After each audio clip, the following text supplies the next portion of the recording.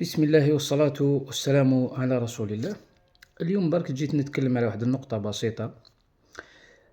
احنا مرات نديرو فيديوهات أو فيديوهات إن صح التعبير في التيك توك ولا في قناتنا على اليوتيوب. أي موضوع نتكلمو فيه ويكون فيه مثلا نوع من الحساسية يعني في ذلك الموضوع أو في ذاك الموضوع، مثلا كالموضوع الذي تكلمنا عنه مثلا على مشكل القذف السريع. إخوتي في الله، نحن لا نضع أو لا نسجل تسجيلات أو لا نضع فيديوهات خاصة بتلك المواضيع إلا يعني بعد يعني إلحاح الكثير من الزبائن على ذلك الموضوع. أنا نقدر يعني أن نجاوب كل واحد وحده، ولكن ما نقدرش نكفي جميع الناس في إجابتهم أو على إجابتهم في ذلك الموضوع.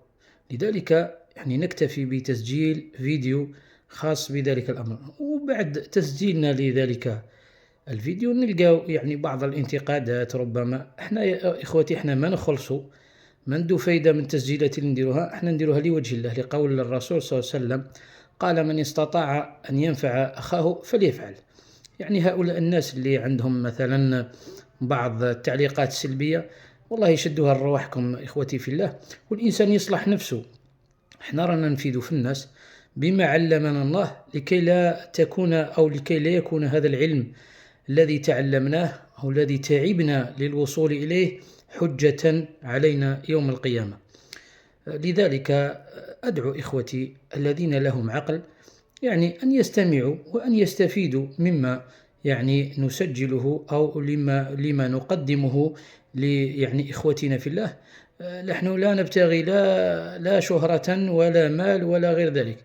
والله ثم والله أنا أسجل بإلحاح زبائني وبعض الناس المقربين، وما كنت لأسجل ذلك، حتى إني سألت إخوتي في الله قيل لا تكتم العلم. نحن لا نكتم العلم، علم تعلمناه نفيد به غيرنا. لذلك إخوتي في الله التعليقات السلبية نسأل الله السلامة والعافية. نسأل الله أن من كان في قلبه مرض أن يعامله الله يعني بما يستحق. والسلام عليكم ورحمة الله وبركاته.